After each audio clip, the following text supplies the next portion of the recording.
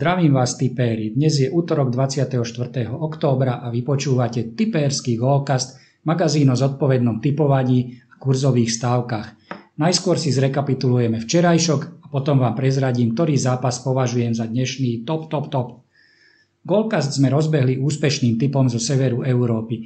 Aj keď skončil polčas v Odense slubne 1-1, na rozhodujúci gól sme museli čakať až do 84. minúty. Výsledok 1-2 nám zaručil prvú zelenú fajku v našich štatistikách. Vediete si ich však? Po stručnom úvode sa venujme dnešnému tipu. Anglickej League 2 sa na Monflake Stadium stretne tretí tím tabuľky Crewe Alexandra s lídrom ligy Stockport County. Crewe Alexandra prichádza do tohto zápasu po víťazstve 2-4 nad Crawley Town.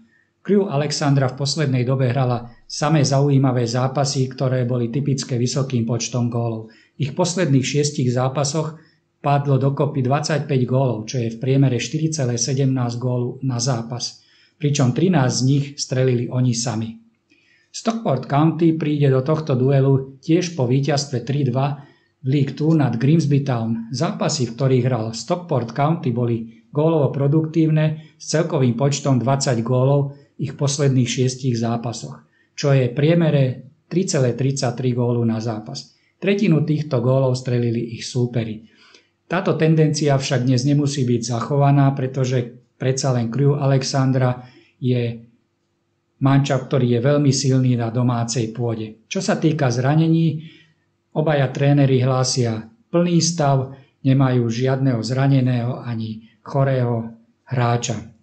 Existuje niekoľko dôvodov na to, prečo tipovať viac ako 2,5 gólu v tomto zápase.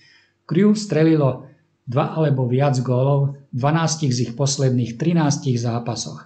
Rovnako viac ako 2,5 gólu bolo dosiahnutých vo všetkých 7 zápasoch vonku, ktoré odohral Stockport County. Kurz na viac ako 2,5 gólu má ešte celkom slušnú hodnotu a je niekde v okolí 1,65. Pod 1,55 však už neodporúčam hrať. Takže toľko toto bolo na dnes. Želám vám šťastnú ruku pri výbere tipov a pri ďalšom tipe a ďalšom programe Tipérsky Goalcast sa na vás teším. Čaute.